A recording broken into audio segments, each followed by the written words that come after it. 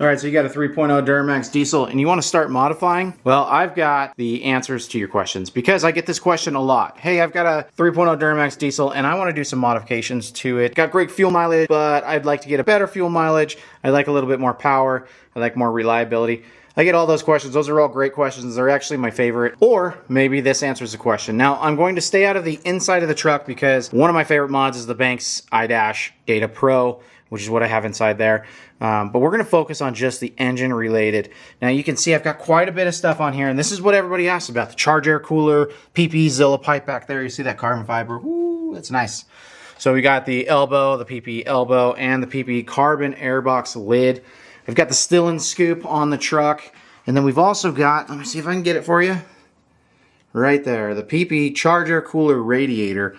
Now, all of these have a purpose to them. I'm a big fan of the lower temps, and so I want to try to keep the temperatures as low as possible because that's going to give me the best power, potentially the best fuel economy. Now, I will want to point out that any modification you do essentially is really not going to improve your fuel mileage in my use. However, I have been seeing some great results with the charge air cooler installed, and I try to do these in steps. Now I've had 5 of these trucks and I've installed everything on each one of the trucks, but this truck is a 24 ZR2 LZ0. Starting off with the PP Zilla pipe in the back. Now I really like that one because when I installed it, I instantly noticed a throttle response change. The mid-range felt better with the truck.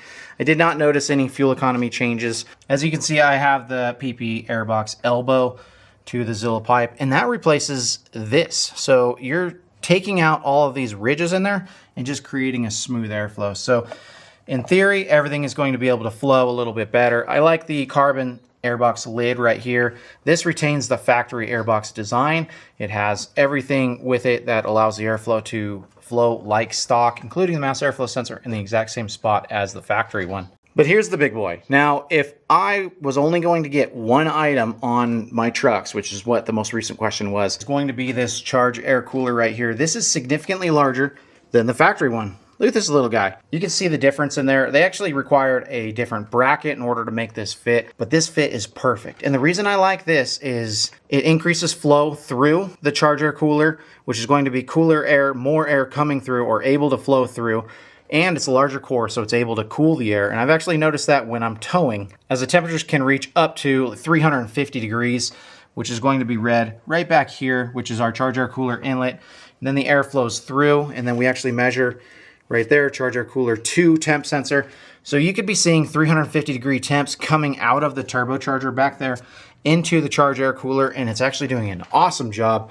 Over 200 degree difference, even when towing for a long time up a steep grade. I've shown it on the videos that I have. I love this right here. And also, I keep track of my fuel mileage, not only by the dash, but with the Fuelie app. And so since installing this back on, I have noticed a slight increase in fuel economy, and it's been about 1 to 2 miles per gallon, which if I compare it to last year at the same exact time, that difference shows within that. So I did notice a fuel economy change with this. Will you? I cannot guarantee anything, but I did actually notice a little bit of a difference with all of my driving. The other piece is this charge air cooler radiator. So this is larger than the factory one as well, and that's going to allow for greater airflow to come through and cool the coolant that actually goes into the charge air cooler. In the ZR2, that's actually a big deal because we only have limited airflow that goes through here. Other trucks will have airflow ducts through right there.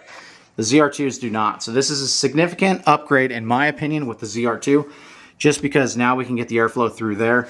And there's actually a scoop that goes down that allows it to cool down to here. But again, we don't have airflow through here, so we're limited to what comes through the radiator, or through the grill, excuse me, and then goes in through the radiator. So I love that modification for the ZR2 and potentially other trucks as well, but in my ZR2, I love that one. If you can afford it, I like this charge air cooler. If I couldn't have anything else, I would still get this charge air cooler. I think in factory form, whether you tow, daily drive, this is a good upgrade.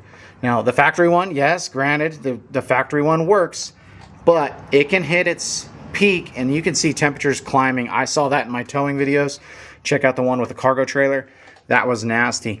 And then I towed with, I doubled the weight towing on my next trip with this on there. We had 0 issues with temperatures.